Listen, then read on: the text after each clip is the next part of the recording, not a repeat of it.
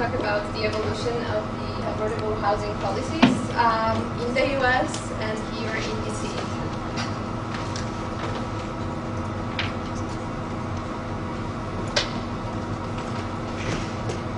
This is the overview of what we're going to discuss today. We're going to start with development of first public housing project by the federal government in the 1930s. Then we're going to move to creation of the first housing authorities in the late 1930s and early 1940s. We're going to also talk about housing authorities providing housing for war workers, for the veterans and families of persons who work in the defense industry. Then we're going to move on to urban renewal program in the 1950s and the 70s. We're also going to talk about how the housing authorities started providing housing for the elderly and disabled, and how they adapted the developments to serve this population. Then we're going to discuss the civil rights movement and its impact on the housing policies, and also the desegregation of the public housing projects here in DC and across the country. In the 70s and 80s, we're also going to discuss the shift to private sector when the housing authorities started delegating some of their functions to the private sector through Section 8 program and through low-income housing tax credit program. We're going to finish our discussion with HOPE 6 program and development of mixed-income communities, and with moving to work program, which allows housing authorities to have some flexibility when it comes to their budget planning and provisions of the Housing Act of 1957.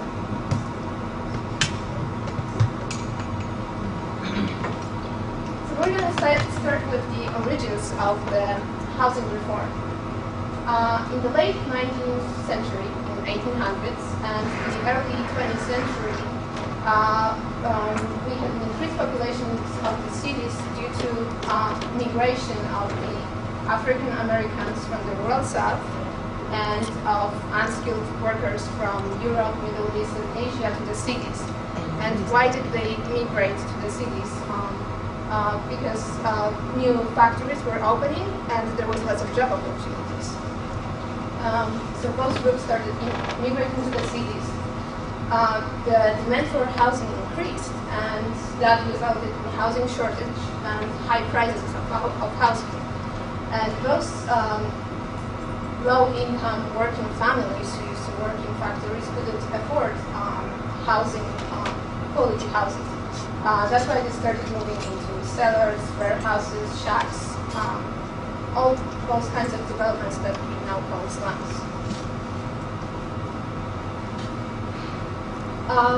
In the late 1900s, a Danish-American reporter who lived in New York City started publishing photographs of the New York City slums, and that's what awakened public, that's what gained public support for sanitary building regulations, meaning housing codes and enforcement of both housing codes and codes, and ultimately a housing reform, meaning development of first public housing projects with lower-end housing. And here we have a documentary about Jacob Riis. In October 1811, Curious Volume went on sale in the bookstores of New York. Called How the Other Half Lives, it had been written by a 41-year-old Danish police reporter named Jacob Riis. It would change forever the way people thought about the city. Riis had come to New York in 1870, when he was just 21, with $40 in his pocket. The money soon ran out, and he had learned firsthand what immigrant life could be like in the sprawling metropolis. Homeless, often hungry, and out of work, he had drifted into the crime-infested world of the Five Points slum, dozing on the cold, filthy floors of police lodging houses. More than once, he considered killing himself. Eventually, he landed on his feet and managed to find work as a police reporter for the New York Tribune.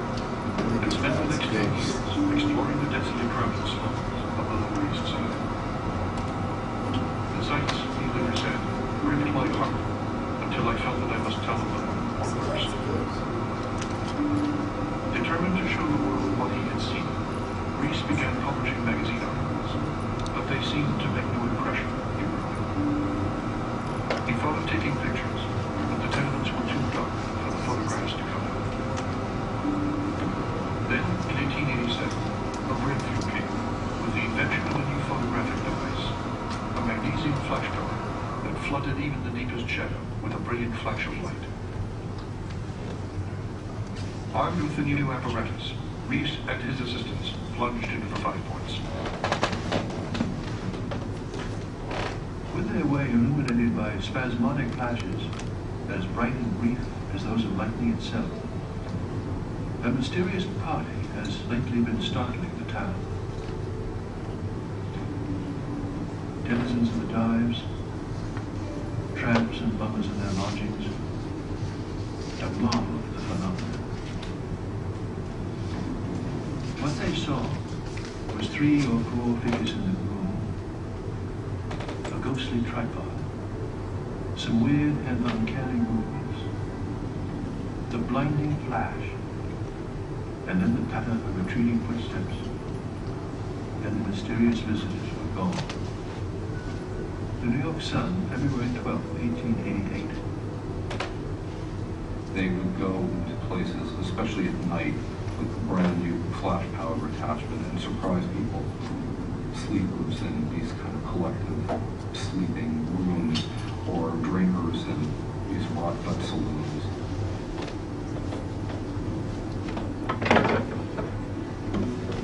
The images Reese brought back brought wealthy and middle-class New Yorkers face to face with a reality most had long sought to avoid.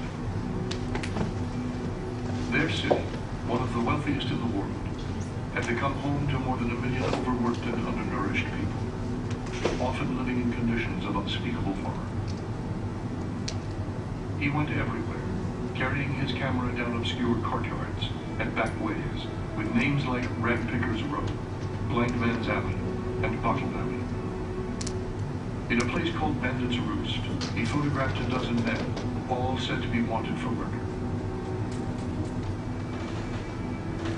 He was especially moved by the plight of the young, the ragged street Arabs who sold newspapers by day and slept in alleys by night.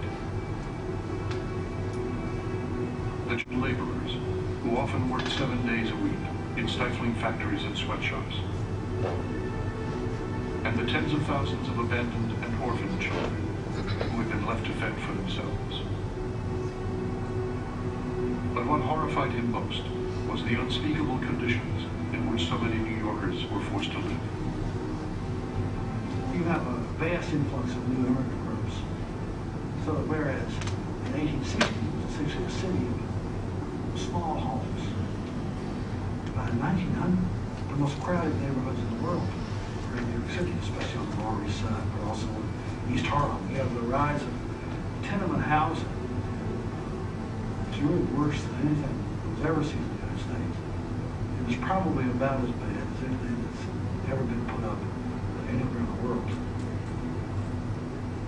A tenement, briefly defined, is simply a building that concentrates as many people into as little space as possible, with the lowest overhead costs for the landlord.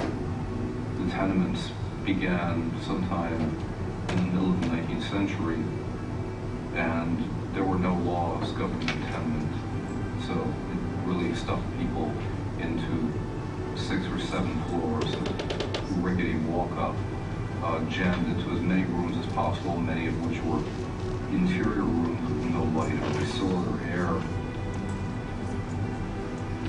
I went up the dark stairs of one of those tenements, and there I trod upon a baby. It is the regular means of introduction in the old dark houses, but I was never able to get used to it. I photographed the baby, standing with its back against the public sink, in a pool of filth that overflowed on the floor. I do not marvel that 1 in 5 children in the rear tenement, into which the sunlight never comes, was killed by the house. It seems strange, rather, that any survived. Jacob Reese. Many of the tenements were life-threatening, literally. That is to say that the threat of disease, infectious bacterial diseases like dysentery, for example, was always there, and epidemics could spread rapidly. The high death rate, the high sickness rate. This was the reality for many, many hundreds of thousands, millions of New Yorkers at any given moment. Ill-fed and ill-clothed, packed into buildings with few sinks or toilets, and sometimes with no plumbing at all. Tenement dwellers were prey to every kind of disease: diphtheria, influenza, typhoid, pneumonia. Worst of all was the disease called the White Plague, tuberculosis. Every year, 20,000 new cases were reported in the slums. Every year, 8,000 people died of the disease. July and August spelled death to the army of little ones, whom the doctor's skill is powerless to save. Sleepless mothers walk the street in the gray of the early dawn, trying to stir a cooling breeze to fan the brow of the sick baby. There is no sadder sight than this patient devotion against fearfully hopeless odds. Little coffin, a stacked mountains, the charity commissioner's boat, when it makes its semi-weekly trip to the city cemetery. Jacob Priest. How the Other Half Lives awakened New Yorkers to the condition of the poor as nothing else had. It was a new way of seeing the world, a modern way, and Rees used it not only to underscore his outrage, but to spur people to action. The slums were not inevitable, he insisted. They had been built by men and women, and men and women could change them. One of the things that Rees is trying to do in this book, I think, is to get away from some of the older Victorian notions of poverty. Why are some people poor? Why do some people live in such terrible conditions? And his answer is more along the lines of a modern sort of environmental view of poverty. What he's basically arguing is that if people are going to live in these terrible tenements, if people are going to be deprived of the basics of light, air, decency, we can't be surprised that these people become criminals or depraved or alcoholics or what have you. So that there's a way in which Rees is, I think, the opening shot, if you will, the first chapter in Reformed tradition. Because it was a book that made a lot of people want to get involved in improving life in the city.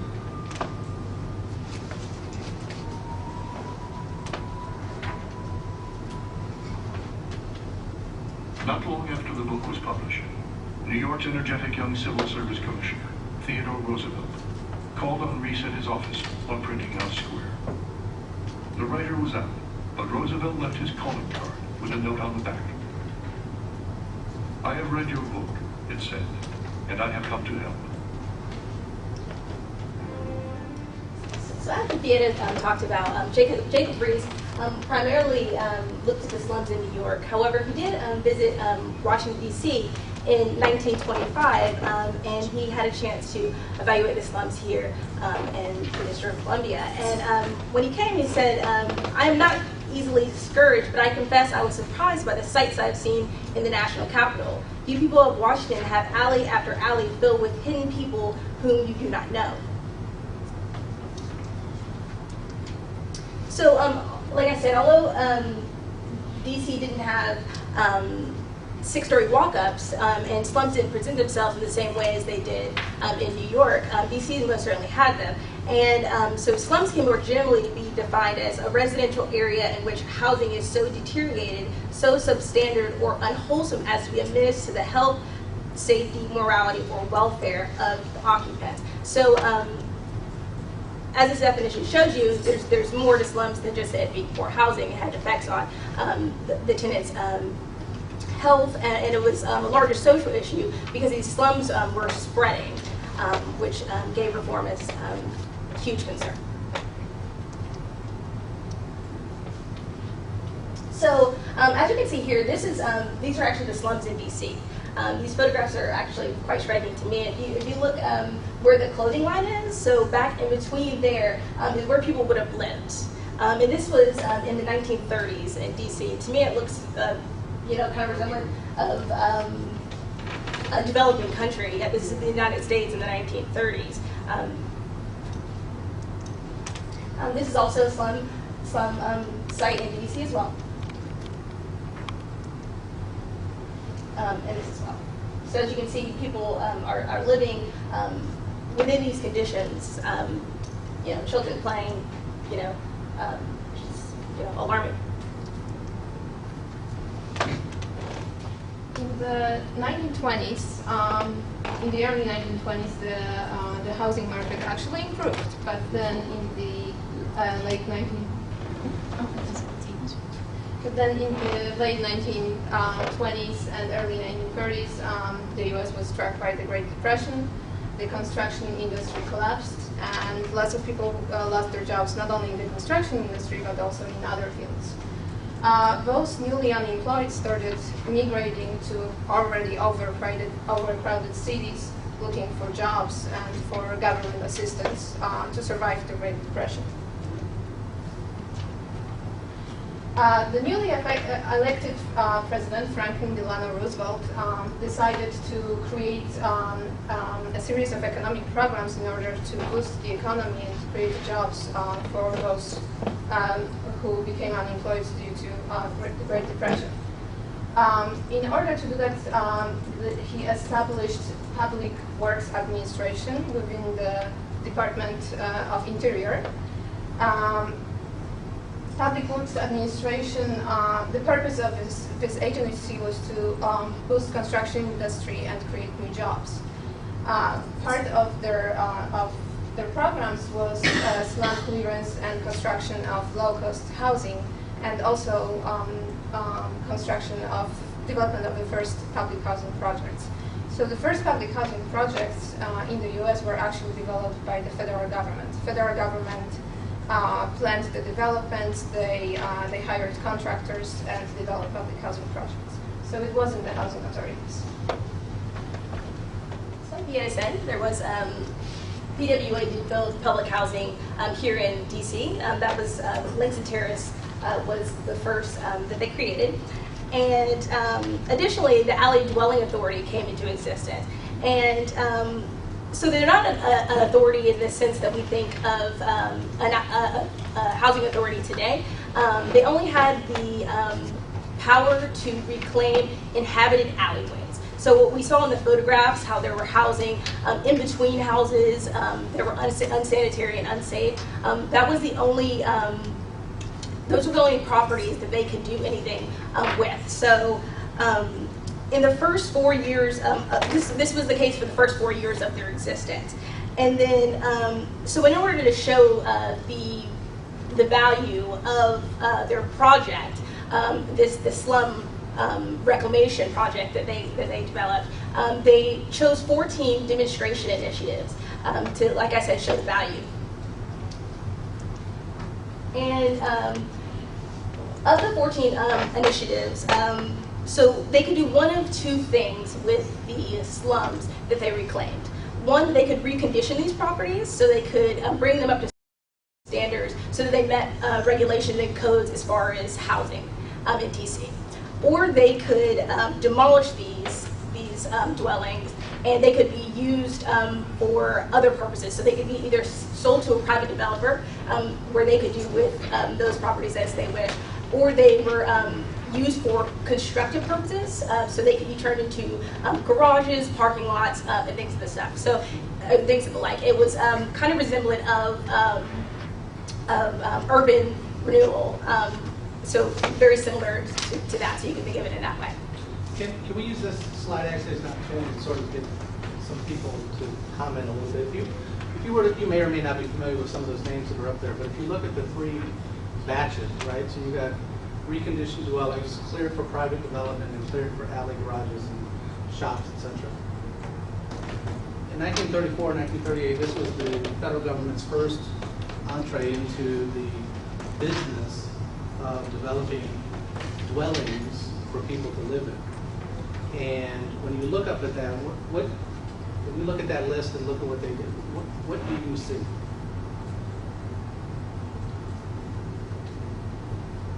It's kind of what's going on now in DC. And what do you mean by that? Just the redevelopment of the city as a whole. I know that there are a few of our properties, public housing properties, that they're doing redevelopment on. Of course, they're clearing out for private development, turning some apartments into condos, and then, of course, they are building up shops for retail. So that, what's a word that we may use? Mixed Mixed use, gentrification maybe? Yes. And so the reason I wanted to stop here, just park here just for a moment, is it's important. Again, remember I was talking earlier about how we've got to use this effort here to sort of put ourselves in the shoes of our customer as well as the greater city. And this has been going on for a very, very long time in cities across the country. This is not unique to DC. It's not unique to this particular administration or anything else. This is how urban development, lowercase u, lowercase d, this is how urban cities grow and change whenever the federal government gets involved. It's just is what happens. And it's a reflection of capitalism. Because guess what? Whenever land gets valuable, what happens? You got to do something else with it. And whenever you have government using tax dollars to do a public good, they're not going to go to the most expensive land, are they? Because what they want to do is they want to expand and do as much as they can. So they have to go where land costs are low. In order to go where land costs are low, you have to go into some of these sort of areas, right? And then what happens over time? They stabilize, communities get built, value goes up, and then what happens? You either do it all over again, or whenever it's successful, it just becomes a good, solid neighborhood. Okay? What they're doing like the model for the next. What they're going to do with Berry Farms. Exactly. What we did with Berry Farms, what we did with Capper, what we're doing with a number of the properties around the city. And by the way, again, not unique to DC. It's happening across the country, and it will continue to happen. Because we're about to show you another slide in a little bit that's going to, again, show you that this is just a repeating sort of reality. So as we mentioned before, the federal government started developing public housing projects.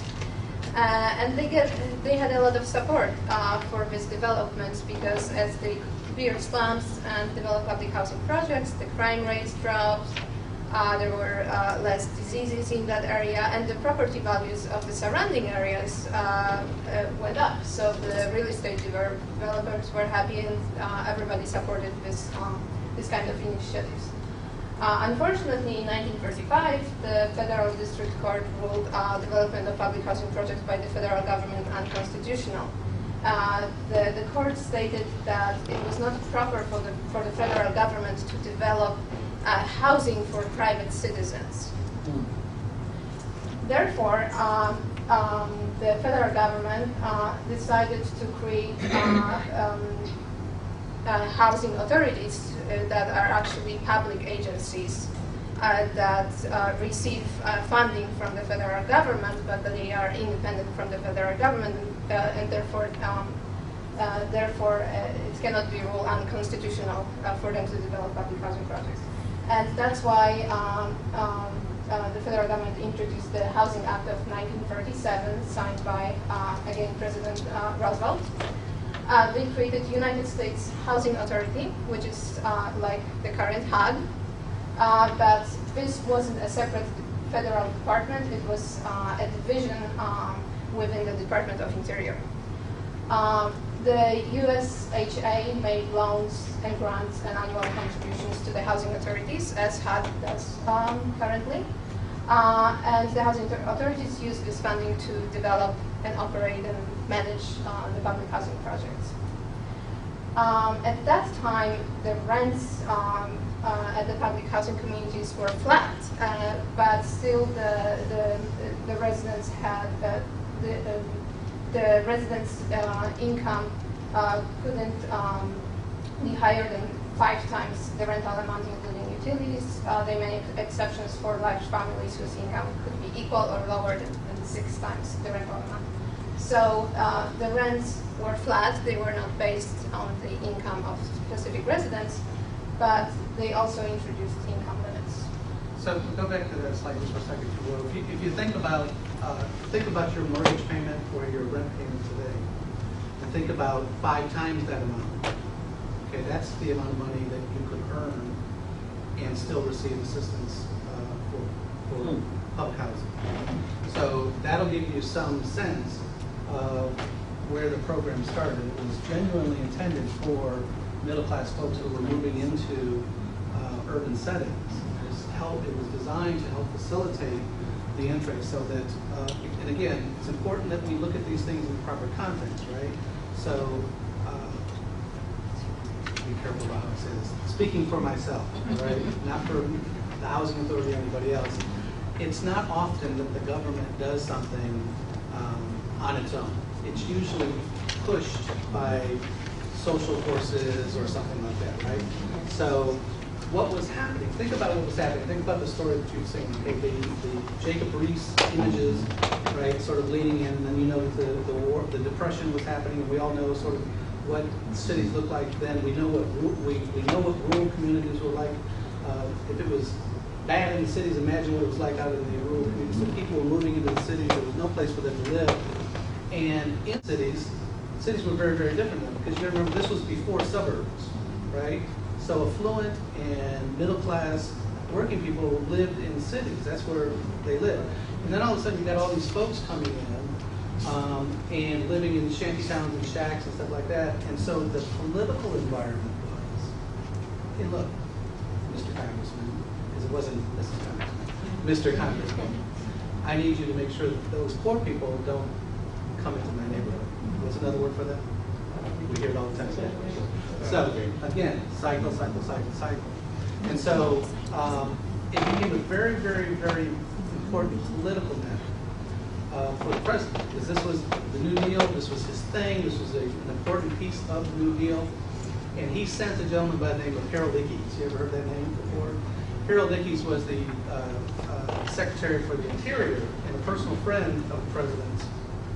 You may know his son is Harold Ickes Jr., who is a close advisor to Senator Clinton and was part of the Clinton administration. So there's a long Democratic relationship. But he was a good personal friend and the director of the Interior. So the president gave this program to his friend because it was such a politically volatile football. And so before they launched the program, they actually sent Ickes and some other folks, a guy by the name of Charles Palmer and some others, over to Europe to figure out how to do what?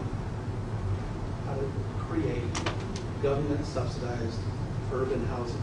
That's where the idea came from. It was from London and from the Scandinavian areas. That's where they learned how to do these big block housing. So they brought that idea back, gave the political football to Ickes and Palmer, and that's where it all started. So think of today's political reality, knowing that history. Okay. So before the passage of legislation, the Alley Dwelling Authority could just reclaim those alleys that we were talking about earlier. So, but with the passage of this legislation, it could then acquire housing, spaces for housing outside of those alleys, and it could develop public housing projects. And it was also able to finance its operations through loans and contributions from the U.S. Housing Authority, which is the equivalent to our present day. And so there is a transition from enforcing housing codes and regulations to actually being a real authority that builds public housing. And so the priority also then shifts from getting rid of these alleys to rehousing these families that had once been displaced by getting rid of the inhabited alleys. During the Second World War, during the World War II, the defense industry created lots of jobs within the cities. So again, lots of people migrated to the cities looking for jobs.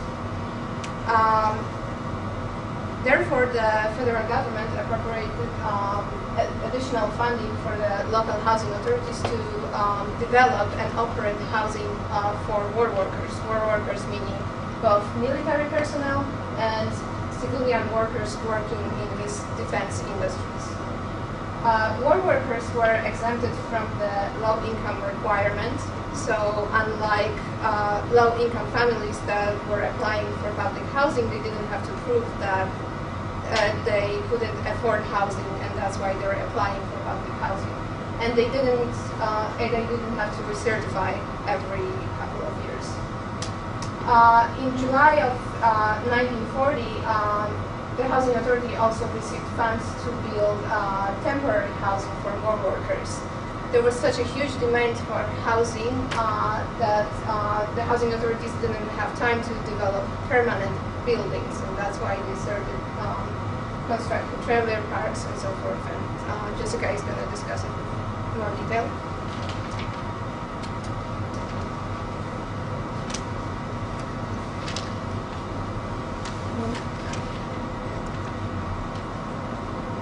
So a little bit, so as Amanda said, so just in DC, there's this massive influx of war workers to work in the defense industries here. So the housing authority's focus then shifts from housing low-income families to finding somewhere to live for these defense industry workers. And although it was their initial goal to build durable and attractive housing, the shortage of labor and the lack of supplies to do so resulted in the establishment of temporary dwellings. So at this point, so in 1946, 4,600, just over 4,600 families were living in war housing managed by the authority, and 3,200 of those families, just over 3,200, were living in these temporary housing. So the types of housing were demountables, trailer mobile units, and remodeled barracks. So demountables were temporary housing that were built, and they seamlessly were integrated into existing neighborhoods. So they were housing that could be built, and then they were collapsible. However, they weren't the most ideal type of housing for the urban centers because they were highly flammable, and they didn't meet codes and regulations, DC housing codes and regulations. So they were permanent in character, but they were temporary in location. So although the majority of the housing built was temporary, they were able to, the DC Housing Authority, then the National Capital Housing Authority, was able to build some permanent housing. And some of the permanent housing that they built included James Creek dwellings, Berry Farms, and Parkside dwellings. But in order to get authorization to construct these dwellings, they had to give preference to war workers. So it's kind of the catch for us to be able to build those more long-term housing structures. And so there was also this tension that develops because low-income families were, they had to recertify. So they had to prove that their salary made them eligible for public housing. Whereas war workers did not have to do this. So you had war workers that were becoming actually quite wealthy, but they were still living in these public housing structures. So this is a picture of the trailers that were built, and I think that these pictures are great because I think that when we think of like trailers during the 1940s, it's kind of hard to conceptualize. You can read about them, but this kind of like throws you back into that historical moment to see exactly what they look like, which I think that is great. These were at Overlook, so these were war barracks that families and veterans lived in just after the war. And this is also Overlook as well. It's just another angle. So over the course of the authority's existence, it has gone through quite a few name changes. When it first came into existence, or it was pitched through the bill that got passed in Congress, it was known as the Authority. So it was that at the beginning of 1934, and then it became the Alley Dwelling Authority, and that was its name between 1934 and 1943. And then in 1943, it became the National Capital Housing Authority, and that lasted until 1999. And then after receivership, it became the District and Columbia Housing Authority, and what we are today. Up to this slide, we were talking about large migrations of people into the cities. But as the government started developing the highway system across the country, and the mortgages, long-term mortgages, were available to middle-income families, those middle-income families started moving to the suburbs, and that led to the economic decline of the inner cities. Therefore, in 1949, the federal government appropriated funds for acquisition of the slums and the blighted land, and development of public housing on these sites where the slums were cleared, as well as parks, recreation centers, shopping centers, hotels, and so forth. They also provided loans to private owners so that they could renovate their houses so that they could meet the housing codes. The federal government also provided funding for relocation of the residents. So, for instance, if they build a highway, someone lost their home because of this development, they could provide replacement housing for this family. Going back to the urban renewal. So the urban renewal program was administered by local government agencies or housing authorities. Here in DC, the housing authority didn't administer the program, but they received a lot of funding for development of additional public housing projects. So that's how DC benefited from the program. So as we previously discussed, in the 1930s and 1940s, public housing was developed for low-income working families, mostly those who worked in factories. And public housing was also developed for war workers. In the 1950s and 1960s, public housing for the elderly gained a lot of public support. Actually, there was no opposition to providing funding for public housing for the seniors.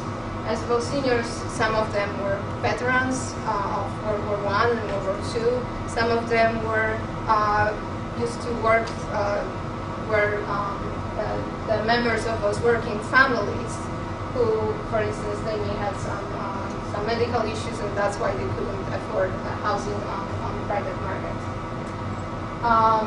That's why the Housing Act of 1956 provided admissions preference for the elderly, and the Housing Act of 1961 provided subsidy for public housing units that were occupied by the seniors. And the housing authorities started building mid-rises and high-rises specifically for the elderly, accommodating their needs. So during the 1950s, the DC Housing Authority started to do research to see what it is that they could do to better accommodate the elderly population. And so their objective was to obtain the best practical and functional design and optimum integration of this housing with normal community life. So they wanted it to be seamlessly integrated into the neighborhoods where they were going to place it, so that it just fit in naturally in the neighborhood. So as they tried to create this housing, they took information from the Department of Agriculture's Housing Research Unit, as well as other research that they gathered, and they used it and they gave it to the architects that then designed housing that was safer for the elderly, as well as more energy efficient.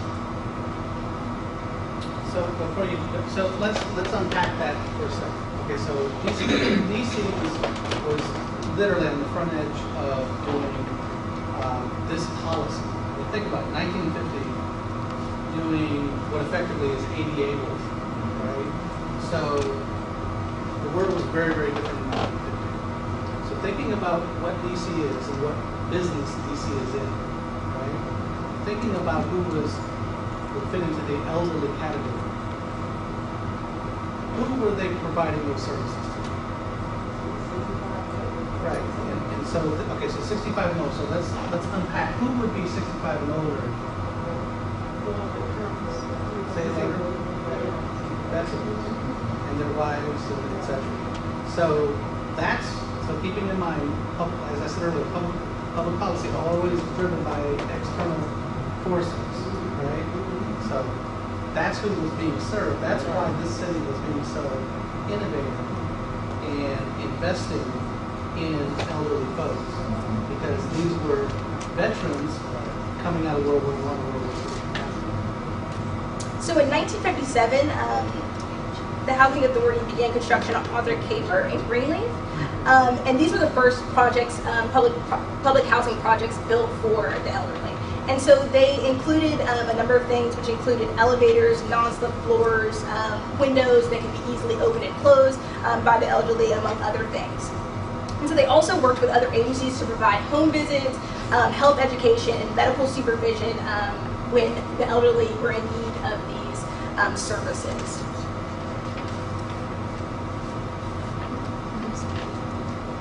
So this is at Arthur Caper. This is the homemaker service, as is this. And going through this, Rick pointed out something that made something really interesting to me, is that here, if you look at the photograph, to her left, it looks like her husband was likely in the war, right? So it speaks to this point about why this was. So this one here. So when if you weren't 30 feet away from me, you could actually see it's a gentleman.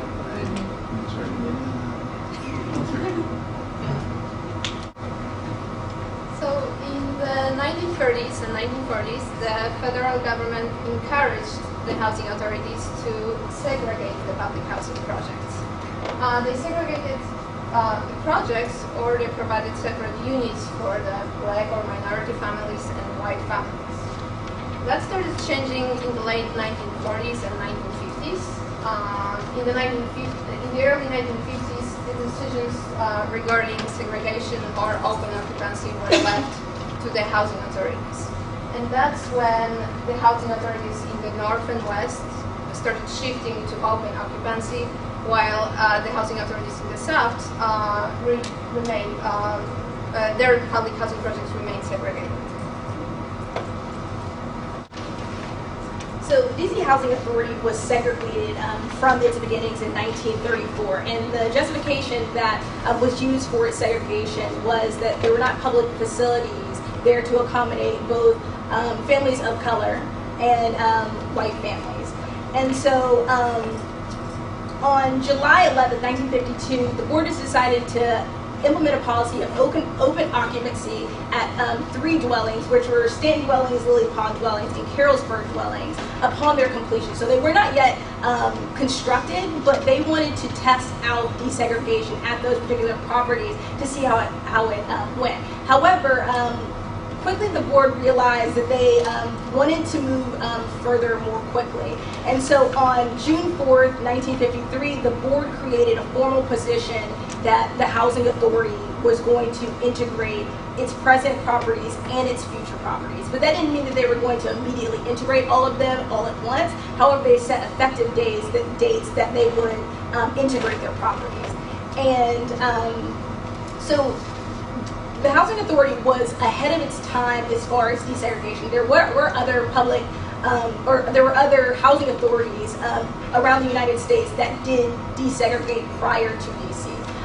For instance, in California, in LA, they did desegregate before, as well as other cities. So I found this to be interesting. In the 1954 annual report, they expressed how they sent out letters to the tenants letting them know of this policy change so that it wasn't just sprung up on them. And so, but they really tried to get the tenants to be accepting and more willing to adopt this policy, or so that there was not any pushback about it. And so they wrote, you will find that the vacancies which occur in your property will be filled by respectable low-income families of both races. You will find that some of these new neighbors have more records for personal achievements of which they in the city can well be proud of. Above all, you will find that living in the same neighborhood with families of another race is not the problem that some would have you believe. In our city of Washington, thousands of families have been living in such neighborhoods for generations, and they see no problem in it. So again, they try to have a very positive outlook on integration in their open policy, open occupancy policy that they're implementing. I also thought it was interesting that in the letters that they wrote to these tenants, they encouraged them to get to know their neighbors. They said, you know, you might not know your neighbors now, but communities are always better when you do know your neighbors, so you shouldn't treat your new neighbors of color or that are white any differently, in this case with open occupancy.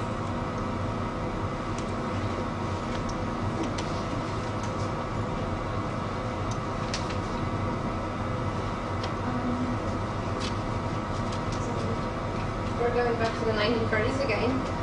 From the 1930s to 1950s, the local housing authorities administered the admissions process. They developed the public housing communities, they owned them, and they managed them. So they served the role of a developer, of a landlord, the owner of the property, and of the property manager. That started changing in the 1960s when the local housing authorities started delegating some of their functions to the private sector. For the Turnkey 1 program, the housing authorities started purchasing completed public housing projects from private developers. So they no longer served as a developer, but they still owned the projects and they operated them.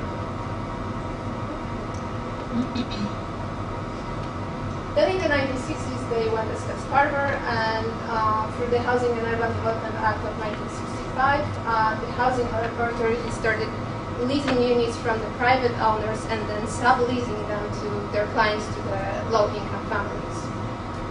In 1974, they created the Section 8 rental subsidy program, as we know it today as HCPP. That has two components: project-based rental assistance and tenant-based rental assistance, very similar to the one that we have right now. In the late 80s and early 1990s, the low-income housing tax credit program was created and became popular. When it comes to the low-income housing tax credit program, the housing authorities no longer provide affordable housing. Affordable housing is provided by the private developers. Those private developers receive tax credits from the state and local government agencies for acquisition or renovation of residential properties or development of new properties, and then they are required to set aside a specific number of units for low-income and moderate-income families. In these properties, the rent is not based on the income of a specific resident, but it's based on the income of individuals and families in the metropolitan area. In 1989, the federal government created the National Commission on Severely Distressed Public Housing. The representatives of this commission went out to the public housing properties, spoke to the residents. They met with housing authorities, executives and staff. They conducted interviews. They conducted an assessment of the public housing program. Their findings included high crime rates in the public housing properties, communities, high unemployment rates among the residents, limited job opportunities in the neighborhoods that the residents lived in. And also, they stated that the buildings deteriorated to a degree that rendered the housing dangerous to the health and safety of the residents. The recommendation was revitalization in the areas of physical improvement, meaning the buildings, in the areas of management of and operation of those public housing communities, as well as provision of community and supportive services for the residents so that they can become economically self-sufficient. The solution was the HOPE 6 grant program that addressed all of those problems.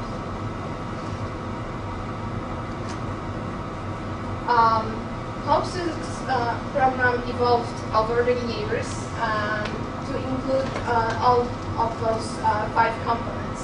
The first one was poverty deconcentration, and socioeconomic integration through development of mixed income communities. In the mixed income communities, there are people, families from different socioeconomic groups. You have extremely low income, moderate income, and high income families living in the same community. The mixed income communities are developed not by the housing authorities alone, by the public-private partnerships. So for instance, the housing authority can partner with a private real estate developer and delegate the property management of the community to, let's say, a private company. The residents were involved in revitalization planning through resident meetings. The housing authorities, executives and staff met with the residents. And also the housing authorities provided a self-sufficiency program for the residents to help them find jobs and ultimately become economically self-sufficient. HOPE 6 program also included revitalization of the inner cities, so they not only built mixed income communities, but they also built infrastructure, the schools, the recreation centers, the whole inner city infrastructure.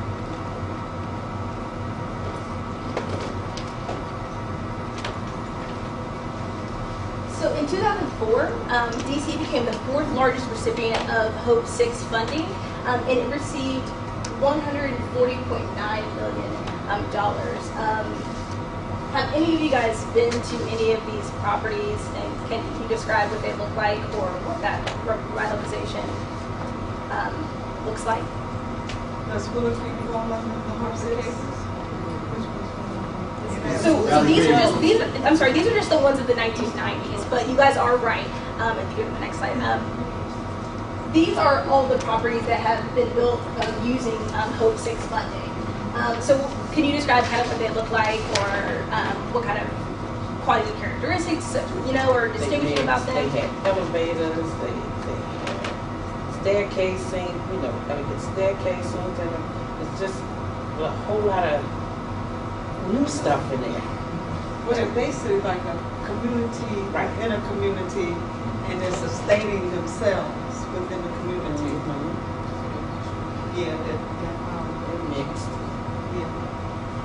Properties are very, very modernized, and they're alluded to. And they look just like someone who's probably a home buyer or someone paying market rate rent. You really can't tell much difference from the outside. Like they is in Which the one's suburbs. Yeah. Some of them actually better than the actual communities that they're in. A lot of them even like off the Cape Square fashion. Those houses kind of, to me, they look better than the houses that are already established. Is there anybody here who's not been to any of the mixed income properties? Have not been? Have not been? Has anybody, does anybody want to see the Nationals Club? So, those townhomes? That's our If you ever known Arthur Caper before it became the Arthur Caper that you see now, whew, that's all I can say. I used to manage that Arthur Caper before it became this Arthur Caper, and whew. Same can be said for Frederick Douglass Wells, which is his superior. Okay. Is there any, would you guys be interested in doing a field trip toward the end of and actually seeing some of the property? Yeah, that'd be good. Coming in, these Capitol Street. Yes. You see the change through the years. What was interesting for me one time, I was coming home and my traffic was really bad. And I got lost and I made a turn. And all of a sudden I was in this community. And the first thing I said to myself, I said, wow, I can look at That's what the mixed use of the place is. You can't tell who was renting and buying. Except I want to remind you of several slides back. Because as much as we'd like to believe that we're innovative and coming up with new ideas and stuff like that, it's the same thing coming out of the 1940s. It's just different words, different pockets of money, different codes, but same basic concept. And it is creating an environment, creating a housing environment that actually can sustain itself, that it's healthy, that it's got economic activity going on to actually sustain itself. I wanted to know, because you said so you see even with Washington DC, how you have a lot of people who are low income being displaced, having to relocate to certain areas, which create that same environment just in a different place. And so, I mean, I guess the idea is to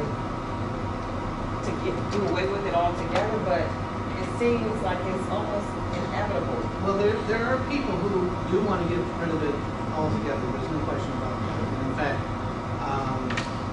you can draw a direct line between, not to get partisan or political, but you can draw a direct line today back to 1994 when the so-called New Gingrich Revolution occurred.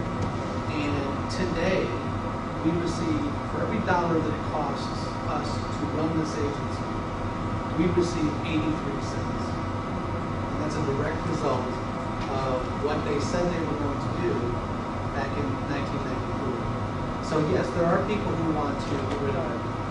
And as it relates to DC and sort of our role, we are really the only major player in the city of DC that can secure housing affordability for low-income people in the first place. All of the other abilities to do that have evaporated along the way because of market forces. So that's why our role is so unique and important, because we're the only place where that resource can be applied for low-income families. And so if we go away, then there is no place, because the market will just absorb all of the availability. But did the private sector and the bonds and different things of investment play into part to sustain us? Of the housing market? Absolutely. So one of the ways, so back to my 80% scenario. So if it costs us $100 to maintain a particular unit, we only have $80 per year to do that. Well, imagine what happens to that particular unit over the course of, say, 5, 10, or 15 years. That $100 becomes $110, $120, $130. It increases, but our funding for it continues to decrease. So one of the strategies that we have deployed is by partnering, using our asset, the federal money that comes in, the land that we have, to actually partner with the private sector and leverage their ability to invest their dollars. So that's why we have to create mixed income strategy. That's why we have to take our land and allow non-subsidized families to come in, is because we need that. We need the private equity that comes in with them. And I don't mean the stuff that you read in the newspaper about, well, they're providing good examples. That's not what I'm talking about. I'm talking about just pure capital. I'm talking about building buildings. The banks will not loan public housing agencies money for the work that we do. Okay? They will, however, make loans and provide capital. People will invest in affordable housing that where you can charge higher rents or where you've got market rate rents. So what we've done is very smartly attached ourselves to that economic reality to sustain ourselves. Let me ask you a question though. So like Sheridan Station, for instance. All right, so that was our land, and now we partnered with, Lindsay Smith or Taylor Developers. So we do have some affordable housing units there, as well as with Alpha Capers, but we don't now own all of the land still, do we? We do own the land. The land is ours. We don't, very seldom do we actually sell the land. Oh, okay. So we own the land. Okay. And so in fact, the way that, not every deal is different. So let me not make sure that I tell you that this is the way it always works. Right. But in most cases, many cases, some cases, on occasion. Okay. So we own the land, and then after a period of time, we have a land lease with that private entity. After that land lease is up, all those improvements revert to the housing.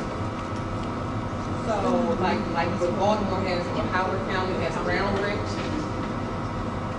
Or subsidiary. So like Howard County or like Baltimore City, a lot of them have Brown rent. Is that what you're kind of speaking of? You said we own the land and they lease it? Yeah, Like what, like 99 years? Okay, so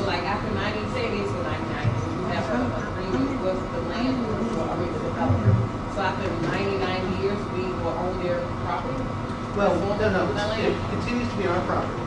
Usually it's about 60, 40, 60 years, depending on the financing. But the improvements, all of the Right, building the goes building, up, right. reverts back to housing. That's what I'm asking. Yeah. So after 40, they become our property? Right. But don't feel badly for the private developers. They made a lot of money. They made a lot of money along the way. Oh, Because as we talked about earlier, remember when we talked about how in 1933, 35, 37, somewhere in there when there were those three categories and we talked about parking lots and all that sort of stuff.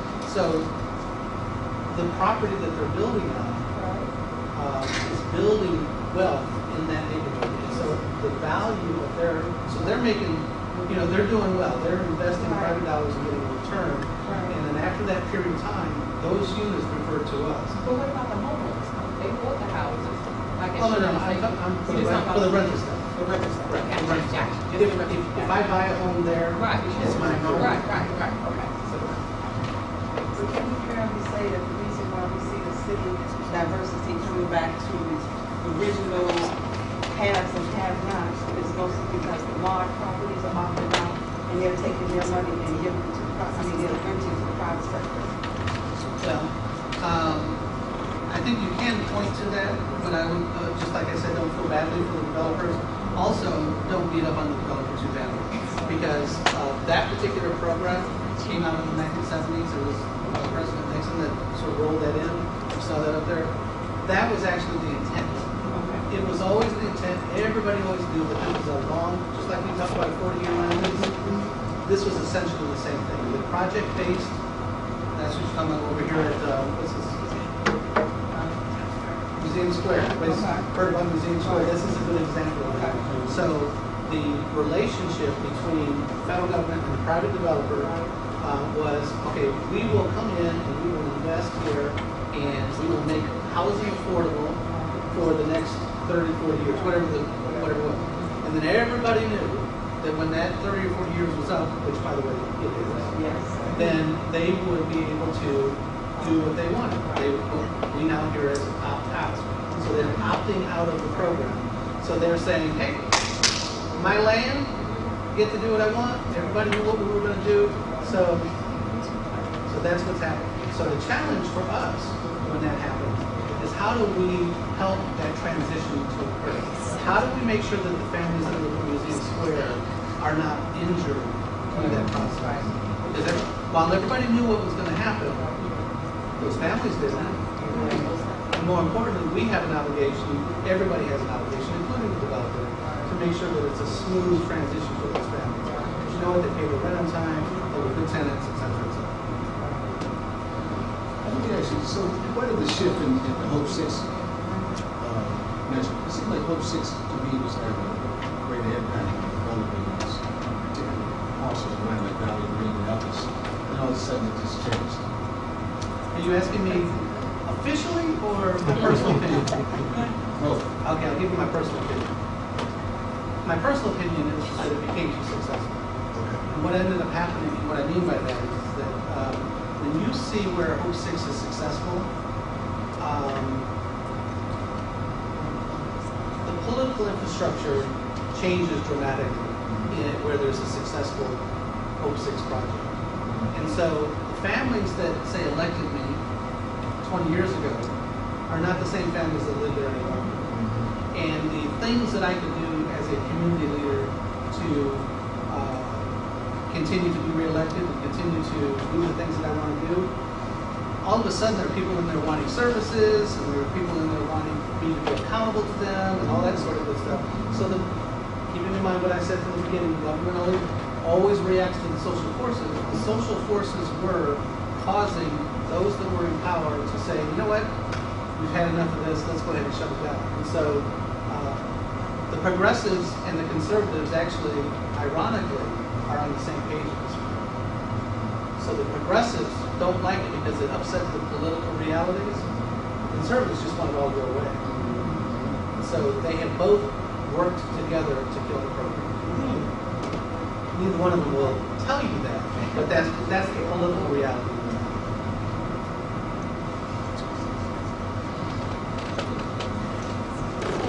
Let's open middle of our presentation is Moving to Work program. The Moving to Work program is not about self-sufficiency. It's just an agreement between the Housing Authority and HUD, which grants the Housing Authority to design and test new approaches with the purpose of increasing cost effectiveness, meaning saving money for the Housing Authority, creating incentives for the residents to find jobs and become economically self-sufficient, and increasing housing choices for low-income households. This flexibility provided to the housing authorities who have an MTW agreement with HUD include exemptions from the select provisions of the Housing Act of 1937. This means that the housing authorities are exempted from some of the HUD regulations, so that they can test new approaches, introduce new demonstration programs, and find better ways to serve low-income families in their areas.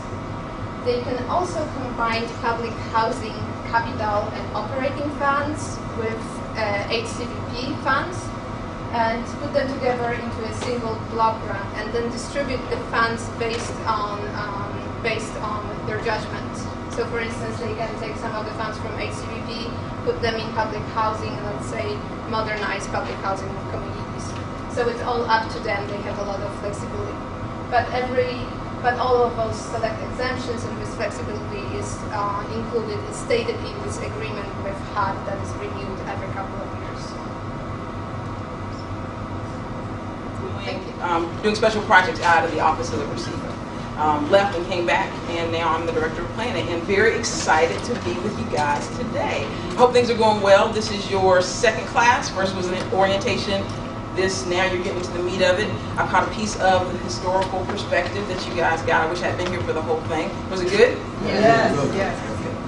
So, hard act to follow. I'm here with what someone might say, the yawning piece of this, the organizational structure of the District of Columbia Housing Authority.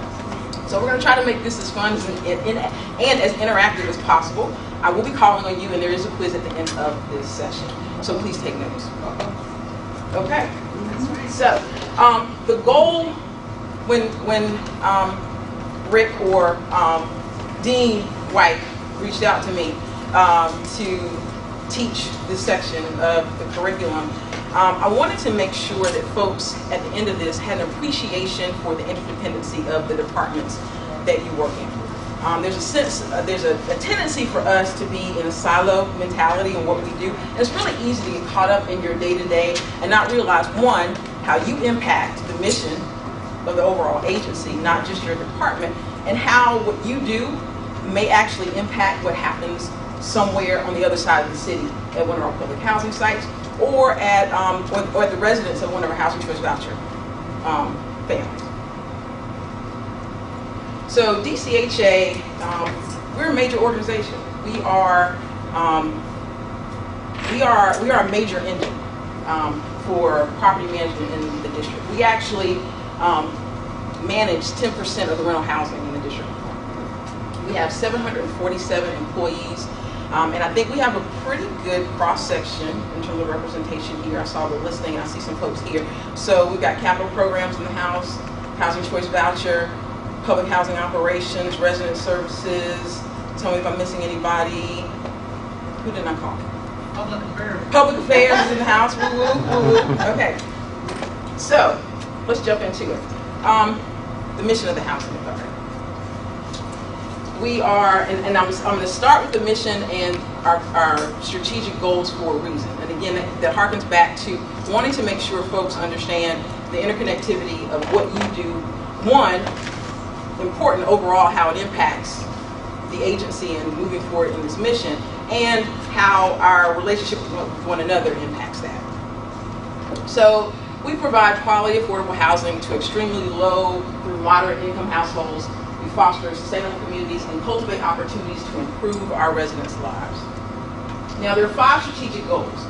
The first is to create opportunities through collaboration and partnerships to improve the quality of life for our residents, to increase the access to quality affordable housing, provide livable housing to support healthy and sustainable communities, foster collaborative work environment that is outcome-driven and meets the highest expectations of the affordable housing industry. That's a mouthful. Effectively communicate DCHA's accomplishments and advocate for its mission. We all knew this, right? We knew the mission already. We knew what the goals were. I'm just going over here. Okay, great. So this is the beast that represents the District of Columbia Housing Authority. We are a well-oiled machine. We are an entity unto ourselves. You hear about people talking about the bureaucracy that exists in local district government. We are fortunate enough, because we are what they call an instrumentality, that we don't have to go through the local contracts and procurement process. We have our own standalone human resources department. We have our own public affairs department. So we're able to pivot with a lot of agility in terms of providing services to the families that we serve. So what we're going to do today is we're going to go through the different departments in the Housing Authority, and we're going to talk in terms of major delivery of services as it relates to our Housing Choice Voucher Program and our public housing program as the core, and then the support functions that actually support those particular programs and what they do. So let's start with the public housing operations. We have up to 8,000 a little over 8,000 public housing units, traditional affordable housing units throughout the city. We own and operate about 43 developments. In addition to our public housing operations staff, led by, Nathan Bovell. Don't tell him I hesitated on his name. We also have our mixed income, our mixed finance sites. You talked a little bit about Hoop 6 today. That's managed by Asset Management, which is directed by Lori Pritchard. So that encompasses our public housing inventory. With respect to public housing and the way it runs, there are a number of, and I'm going to use the pointer, so let me know if you can see the red line. Can you see it? Yeah. So this is the first time I've been able to use this. So we're here at Public Housing Operations. Now, just about every other function here provides some level of support to it. So let's start from the top. So we've got human resources. Obviously, human resources controls hiring, benefits, labor relations for the agency, and general support for employees.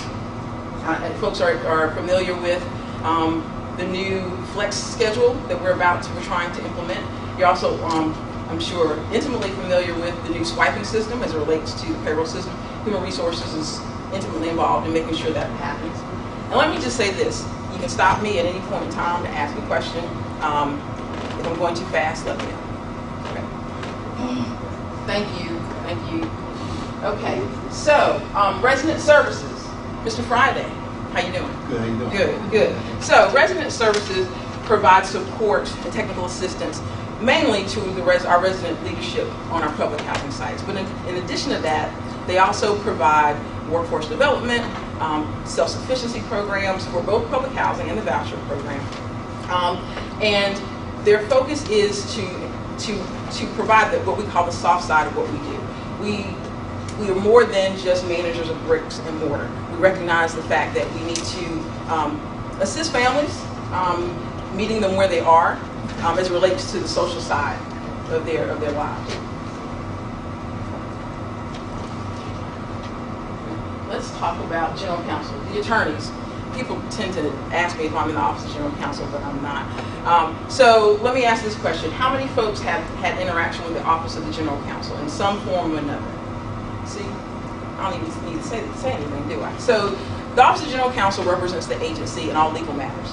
They range from representing the Housing Choice Voucher Program when it comes to grievance hearings, to litigation as it relates to evictions of public housing residents. They provide legal advice and counsel to the Board of Commissioners and to the Director of the Housing Authority. The Office of Fair Hearings, nice segue. The Office of Fair Hearings is responsible for making sure that our residents have due process rights in place. They're more informal than going to court, but it's an opportunity. They provide the opportunity for our residents and our voucher participants, if they have a grievance about any of the actions that we've taken as an agency, it gives them a process by which to grieve those actions. Affairs and Communications, OPAC. How many public affairs staff have in the room? Woo woo, woo woo. Oh, okay, you're deep, you're running deep. Okay, so I'm gonna try this. Don't interrupt me if I'm wrong. So, there are two strategic objectives for the Office of Public Affairs and Communications. One is communications and customer service. You have the able direction, under the able direction of Mr. Imhotep. He manages the customer call center. Yes. And then we have Angela Simmons, who handles control correspondence for the agency, official control correspondence for the agency. And then you have communications. Communications as it relates to our website, brochures, responding to requests from the media, making sure that our story is told.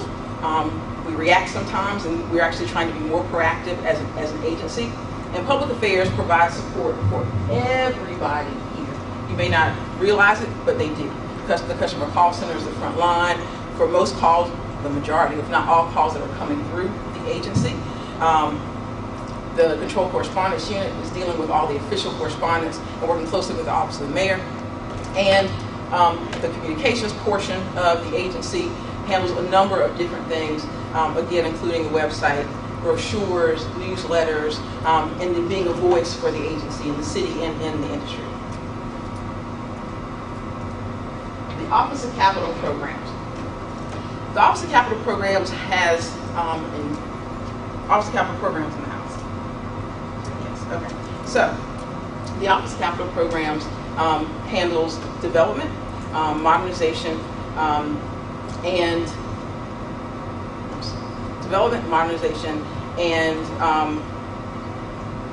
facilities for the agency. Keeping all the systems. Right, and keep the systems going. So, the development arm, we talked a lot about Hope 6, and I don't know if you guys talked about choice, and the idea that the agency is trying to be more innovative and actually establishing and expanding quality affordable housing in the district. The Office of Capital Programs plays a major role in that. They also play a major role as it relates to modernization efforts at our public housing sites. Our capital budget comes through the Office of Capital Programs, money from HUD. Mr. Dean White mentioned earlier that we've been experiencing reductions in funding, major reductions as it relates to our capital fund, impacts how we are able to provide quality housing to our residents. It's been a challenge. Ms. Harvell, I know you can attest to that. Not having the money that you need to make sure our units are where they need to be. So let's move on to administration. Finance, I know is here, administrative services, and information technology. With respect to finance, they're responsible for the fiscal health of the Housing Authority. They have a role in everything that everyone in this room, including myself, does. They hold the purse strings to the agency. Administrative services. Administrative services consist of contracts and procurement, fleet management, and support services. I think everybody has a sense of what they do for the agency. Critical role for the agency. Information technology. Our information technology department not only handles our devices as it relates to computers, they also handle software, networking, and phones for the agency. Let's go back to operations. Public safety. Our public safety force pretty much acts as its own police department unto itself in the District of Columbia. In the District of Columbia, we work collaboratively with MPD, but we have a force that's on site at our properties 24 hours a day. It's a 24-hour operation with the goal of preventing crime and making our families safe as possible on our sites. ECOD, Eligibility and Continued Occupancy Department, used to be client placement. Client placement, ECOD, is responsible for application intake, waiting list management, and eligibility determination for all of our programs, both public housing and housing choice voucher program. They're also responsible for the recertification process for the public housing program. And let's talk about audit and compliance. So audit and compliance. Audit, and I don't know if you can tell, there's a dotted line from audit to the Board of Commissioners and the solid line to the ED. Audit and compliance serves as kind of a quasi-independent division within the Housing Authority with the responsibility of conducting audits, compliance reviews, all in the vein of making sure that all of our programs are operating in accordance with local and federal regulations. I'm not sure what you think when the folks from Audit and Compliance come knocking at your door, and they say they want to do an audit, whether it be on your financials, the way your program is running, but they're there to help. Because what we don't want to happen is for the HUD IG to decide they want to come in and perform an audit, and we haven't checked our own house. And finally, we're going to talk about the Housing Choice Voucher Program, the other major piece of what we do as an agency in terms of providing services to our families. The Housing Choice Voucher Program actually provides rental assistance or rental subsidy to about 14,000 families in the District of Columbia and around the country. And I'll explain what I mean about around the country. They manage 10 different programs. They include different types, and those types are tenant-based vouchers, project-based vouchers, and our moderate rehabilitation program. They are either local or federal in terms of the funding structure, the funding stream that we receive to operate them. And there are 3 core functions that the voucher program is responsible for. That's leasing, inspections, and recertification. There are lots of other things that go on in the Housing Choice Voucher Program, but everything else falls within those core functions. Now, we talked a little bit about silos. I think that everybody's heard of 6 degrees of separation, right? Or 6 degrees of Kevin Bacon? Okay, so I'm going to 6 degrees of Kevin Bacon. So the idea is you could throw out the name of any actor in the world, and you're supposed to be able to connect that actor to Kevin Bacon through no more than 6 other actors. Okay, you get where I'm going. I'm not going to try it because I don't know Kevin anymore. But I do believe that there are 2 degrees or less the separation between all of our departments, regardless of how you think, how far apart you are, or how you have no way of interacting with another department, is either by some direct relationship or your combined or coordinated efforts at fulfilling the agency's mission. So this is the participatory section of the presentation. So I want someone to call out a department. I'm sorry. Public safety. And then I want someone to call out another department. Make it hard in terms of how you think the 2 might have some sort of relationship. Property management operation. That's easy. I've been all of them. I'm involved all of them. Okay. So property management operates well. The obvious thing is we have our police force on site. Yes. Providing security for our families. You're talking about each section of property management operations? Each section. Well, give me another one. Give me another section within property management. Our maintenance department. Oh, they provide support for our maintenance department. And if there's situations where our folks are having concerns about going into units, public safety is there. The maintenance department and public safety work hand in hand when replacing the CTV, the closed circuit TV cameras. In addition to making sure that things like the front entrances are secure, those types of things. Anything else? No. Okay, you get the gist of it? Okay, give me another one. I'm hot. Come on. OCP. I'm sorry. OCP and. Or you can. I thought it was still on public safety. Okay, we're still on public safety. Okay, OCP and public safety. Well, CCTV is managed out of OCP.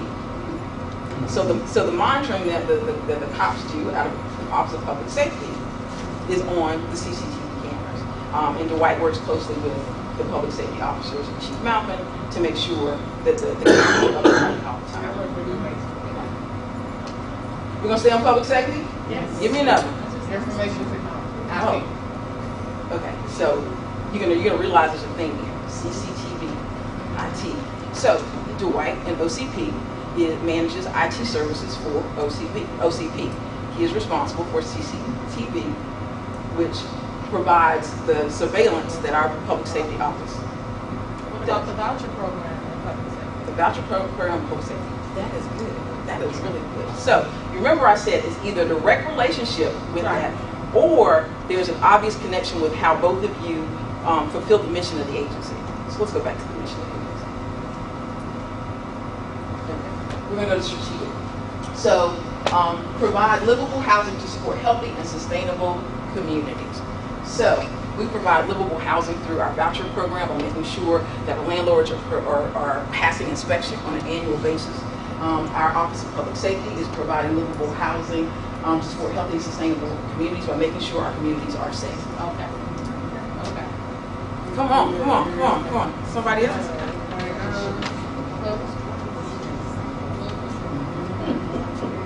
Director of Planning. Director of Planning. And public safety. And public safety. Rock Garden off public safety. Well, the purpose of the Office of Planning is to provide support to everyone as it relates to data management, policy and program implementation. In a previous life, I provide support to the Office of Public Safety as it relates to their policies and procedures. Currently, I'm working with the Office of Public Safety as we're trying to come up with metrics for one of our new initiatives called Impact 5000, where we're focusing on our public housing youth. We're trying to measure crime as it relates to our sites and youth involvement in it. So they're working with MPD to actually try to get those statistics. You're good. What about resident services? Okay, so same thing. So I'll say this in terms of the Office of Public Safety is just instituted, and please help me with this. You have brought someone on to deal with community relations and dealing with youth.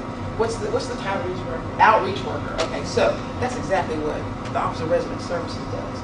And I know that there have been some trips that have been planned, and we've had to identify youth to go on those trips.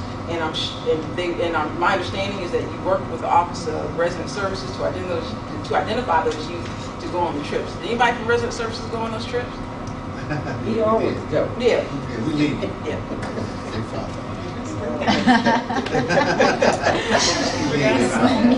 That's true. We meet. Anything else? The eligibility applications. ECOD and public safety, Bridgestone Public Safety. Well, as part of the eligibility process to receive housing assistance at the District of Columbia Housing Authority, we go through screening. One of the screening requirements is criminal activity.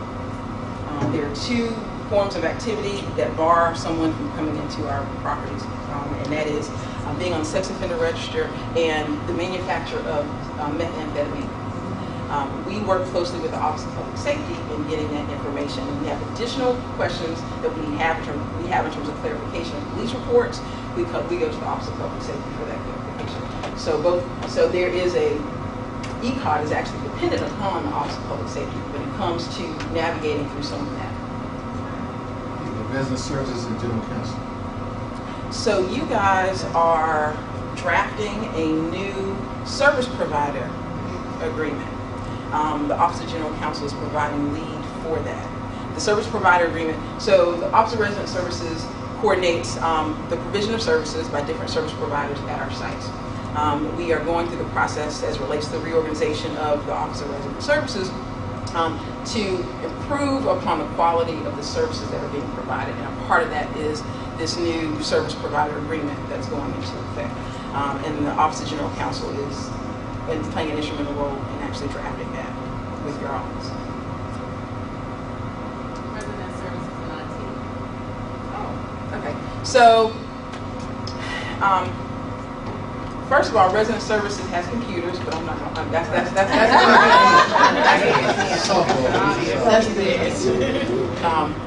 but Resident Services and IT.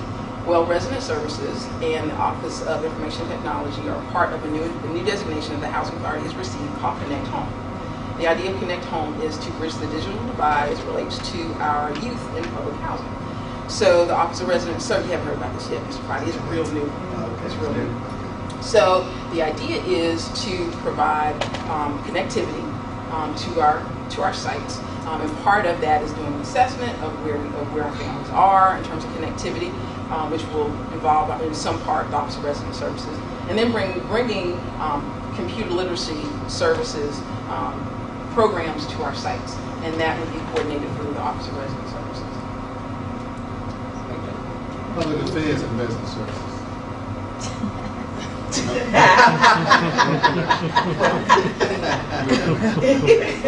A few things. Phone calls coming into the agency related to residents calling into the agency, needing to get to the Office of Resident Services are going to come through the call center.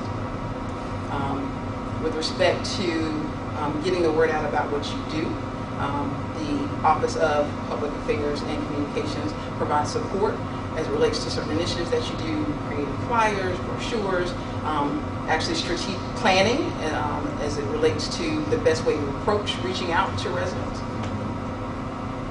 PMO and HCBP. I'm sorry? PMO and HCBP. PMO, Property Management Operations and HCBP. Well, you talked a little bit about the Moving to Work program. 10 minutes? 10 minutes, okay. You talked a little bit about the Moving to Work program previously, and Beata talked about the funding flexibility that we have with Moving to Work. Mr. White, or Dean White, discussed the reductions in subsidy that we get from HUD. Now, the funding flexibility that we get from MTW has actually been a godsend for the agency. We are able to use funding that was previously siloed by a program to help support other programs. So currently, the voucher program is actually helping to support the operations of the public housing program. Last one. OAS and Public Affairs. Office of Administrative Services and Public Affairs. Okay. So whenever there's a need for mass production of flyers to go out to notify families, things that are going on, the Office of Public Affairs would go through the Office of Administrative Services. If the Office of Public Affairs need to enter into a contract or procure services or goods from someone, like any other department and agency, they go through the Office of Administrative Services and their contracts and procurement division. Public affairs and public safety. Public Affairs and Public Safety. Well, Public Affairs produced a really nice glossy brochure for you guys about 6 months ago. It was nice. Yeah. I'll give you an easy one. Office of Financial Management and Public Affairs. Money. This is easy. Yeah. Money. Yeah. Money. The buck stops with you. Money. Always money. Anything else? Shop. Office of General Counsel and Human Resources. Office of General Counsel and Human Resources work closely together when it comes to negotiating our collective bargaining agreements with our unions. And that's just one thing. Very good. Very good.